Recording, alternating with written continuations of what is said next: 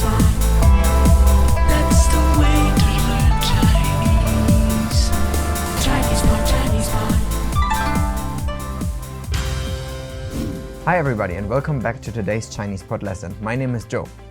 Hi， 很高兴又与大家见面了，我是庆林，欢迎来到中文播客。Today we are going to talk about abilities. So Qingling, how do we say to be able to do something in Chinese? 会 So that's a verb, 会, forced tone, and it means to be able to do something or to be capable of doing something. And the dialogue is about cooking. How do we say cooking in Chinese? 做菜 So two forced tones together as well. So when you know this already, you will probably be able to get a good part of the dialogue. So let's check it out. 你会做菜吗？会一点，你呢？我很会做菜，下次做给你吃。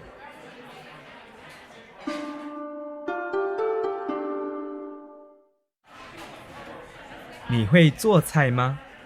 会一点，你呢？我很会做菜，下次做给你吃。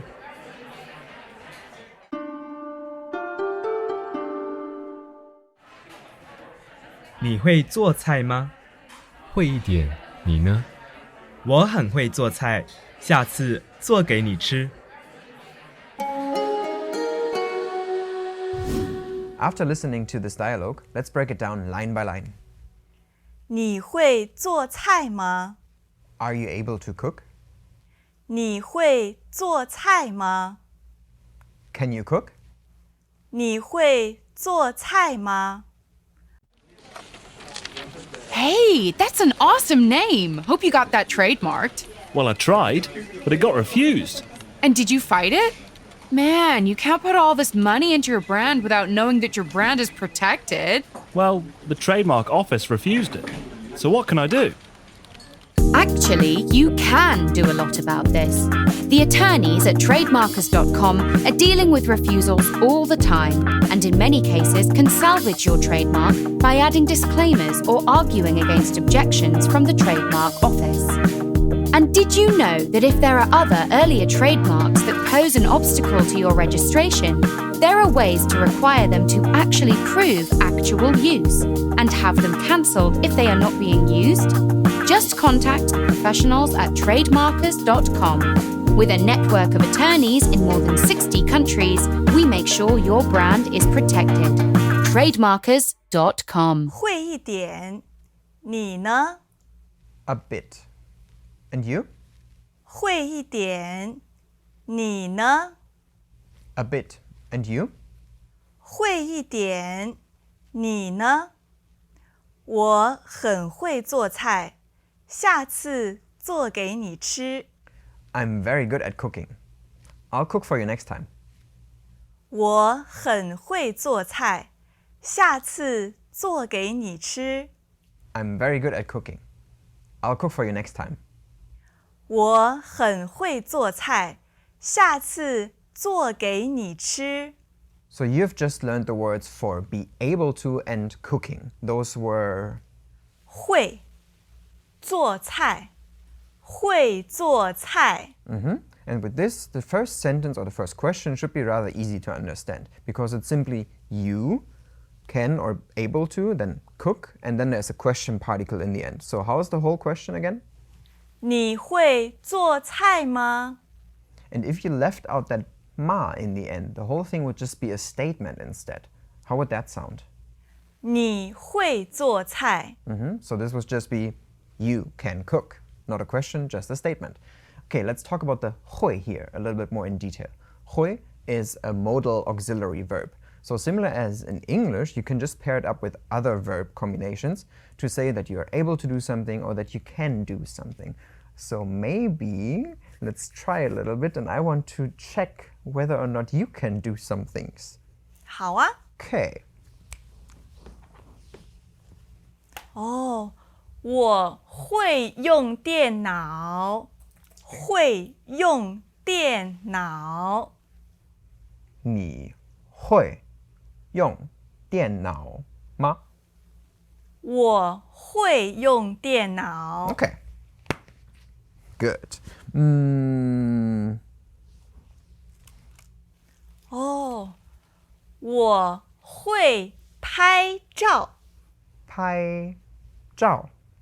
会拍照。 Okay, I have something else. Can you play poker? 我不会玩扑克牌。 Okay. Then maybe let's go for a meal or something. Like, can you read the menu? 哦，我会看菜单。会看菜单。 So this question is quite common actually, because when you go out in China for lunch or dinner or whatever with friends, and they'll ask you like, "Do you understand?" They may just ask you, 你会看菜单?我会看菜单。我也会. Okay. Something else that you may have to understand, although we all use cell phones, but there are maps anywhere, right? So. 我不会看地图。 Oh, okay. So then the cell phone for you. Okay. Another thing you can watch. Do you understand this one? 哦，我会看时间。 And yeah, you may think that's a weird question, but actually there are so many people already that do not understand this kind of clock anymore because they all use cell phones and everything. Same thing with the map, actually. What about this one here? Can you draw? 我会画画。画画。 Good. I got you another one. Wait. Can you? Okay, I'll try to make it dance. Can you dance? 我不会跳舞。 And maybe even ballet? Yeah, looks kind of ballet-ish. 芭蕾舞。我不会。我也不会. Okay.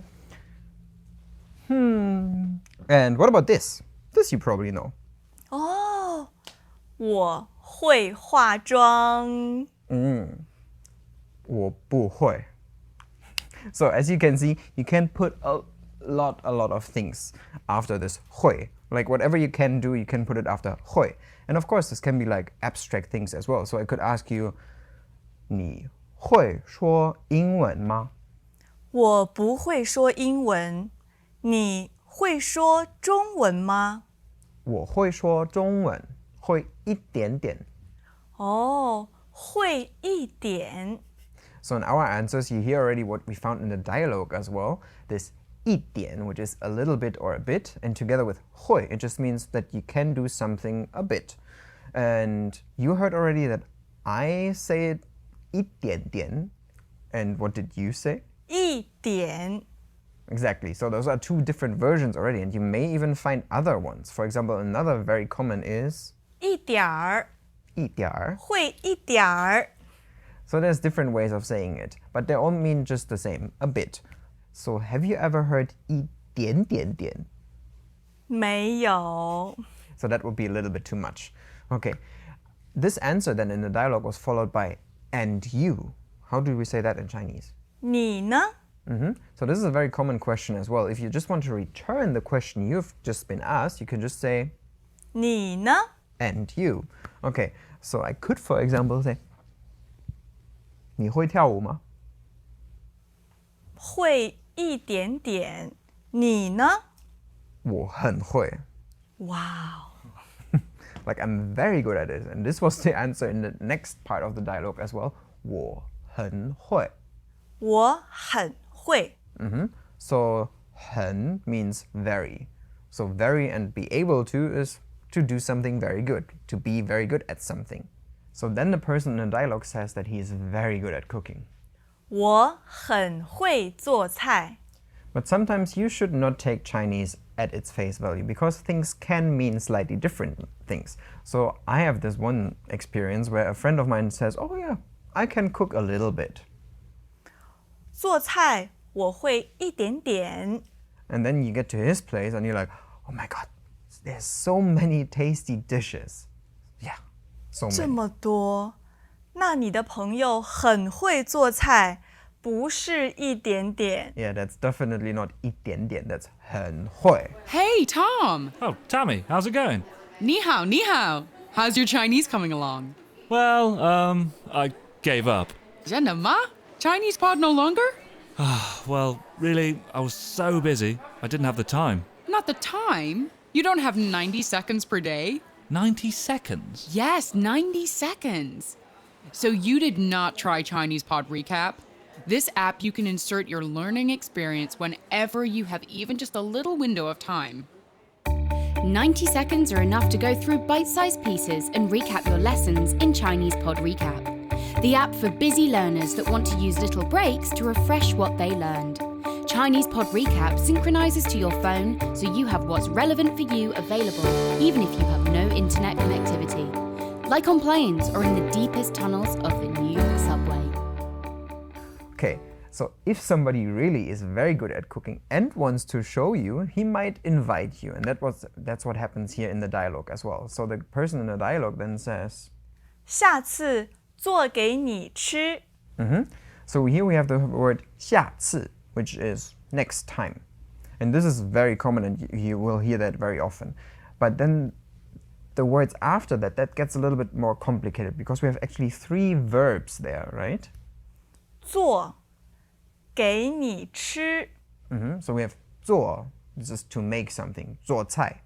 Then the next one, 给 给, to give. And the last one was 吃。 eat. So 3 verbs together. So that's a little bit difficult. But it means just together, I'll make it for you. So this for you comes from 给你. Because we have this 给你, and it just means the direction of an action or something. So it does not necessarily have to mean give you every time you see this 给你. It can just mean the direction, like to you, or just be the indirect object of the sentence as well. Okay, but here we have 做, then 给你, to you, and then 吃. So like, I'm making it so that you can eat, I'm making it for you to eat, something like that. And we can practice this maybe with some other examples. For example, I said I'm very good at dancing, right? 对， How would we say that again? 你很会跳舞。 Yeah. So if I wanted to say that I want to invite you or just want to show it to you, how would I say this? 跳给你看。 So same thing here. 跳 is to dance, a short form of it. And then 看 is to see. And 给你 is again for you. So I'll show it to you. What else could I show? If I'm very good at singing, I won't say I am. 我会一点点. Okay, but how would I say this if I wanted to like perform for you like a singing song? 唱歌我会一点，我要唱给你听。 So same here. 唱 to sing and 听 to listen. So like I'll sing for you to listen. 唱给你听。 So now that you've learned all this, let's check out the dialogue again. 你会做菜吗？会一点，你呢？我很会做菜，下次做给你吃。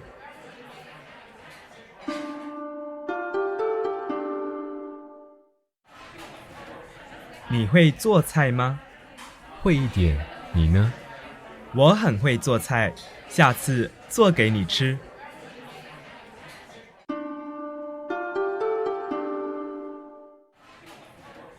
你会做菜吗？会一点，你呢？我很会做菜，下次做给你吃。So me as a German, I would probably, after receiving such an invitation, already go like, oh, when? 什么时候? 什么时候？ Well, you said 下次, so when? 下次啊，就下次。再说。 Okay, so this would be another example where you should not take things at a face value, because this 下次 is very unspecific in time. So especially when a person is like 下次, 下次啊。 then it could maybe mean that this might never happen, or there's no real willingness to do this. Similar to when we say, oh, we should hang out sometimes, but you know, okay, that will never happen. So you should keep these cultural differences in mind when you talk about your abilities and your commitment, of course. So to wrap it up, today we learned how you can say that you're able to do something, 会 how you can say that you're not able to do something, 不会 how you can say that you can do something a little bit, 会一点会一点点会一点儿 so many different ways you may hear this one, and how you can say that you are very good at something. 很会 So now that you know how to express that you can do something, you can share with the world and maybe with us as well, like what you're able to do, what you're not as good as, and just leave it in the comments below. If you have any other questions on what we've discussed today, of course, just ask them and we will get back to you. So that's from us today. My name is Joe. 我是庆林，下次见。 And this 下次 is definitely the next time. So, see you next time. 拜 Bye-bye. 拜。 Now, here's a vocabulary recap. 会 To be able to do something. 做菜 To cook. 一点， A bit. 下次。 Next time. As usual, ChinesePod provides an extensive selection of learning materials for this lesson on its website, www.chinesepod.com. You can access this lesson directly with the lesson number 4227. So just go to www.chinesepod.com/4227 and you will find a transcript, vocabulary, and much more. The link again, www.chinesepod.com/4227.